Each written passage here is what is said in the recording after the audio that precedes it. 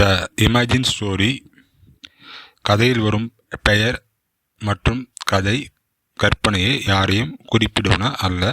கதையின் தலைப்பு நினைத்தது ஒன்று, நடந்தது ஒன்று. சதீஷ்குமார் படிப்பில் மிகவும் சுட்டித்தனமாக இருந்தான்.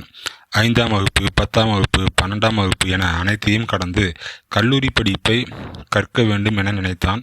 மேலும் தான் ஒரு கம்ப்யூட்டர் என்ஜினியராக ஆக வேண்டும் என்பது அவனுடைய கனவாக இருந்து வந்தது.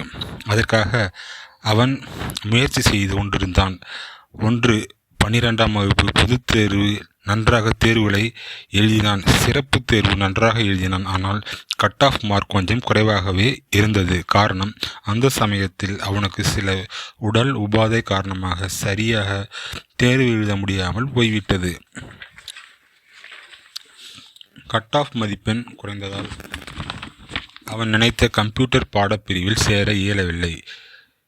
பிறகு தனக்கு கிடைத்த வேதியியல் துறை பாடப்பிரிவில் சேர்ந்தான். கிடைத்த பாடப்பிரிவில் தன்னை முழுமையாக ஈடுபடுத்தி கொண்டான். அதில் முதல் மதிப்பெண்ணையும் பெற்றான்.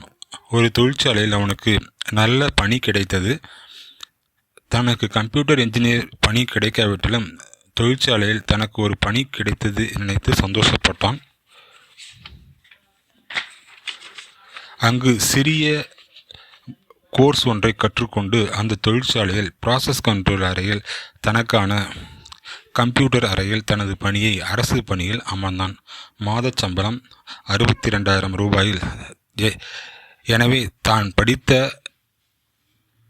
நினைத்ததை கிடைக்காவிட்டாலும் கிடைத்த மதிப்பெண்ணில் கிடைத்த பாடப்பிரிவில் சேர்ந்தாலும் அவன் சேர்ந்த பணி தொழிற்சாலையிலும் கூட கணிப்பொறி சார்ந்த பணியில் சேர்ந்தான். மகிழ்ச்சியுற்றான். அவனுக்கு கிடைத்த சம்பளம் 62,000 ரூபாய். எனவே மாதச்சம்பளம்.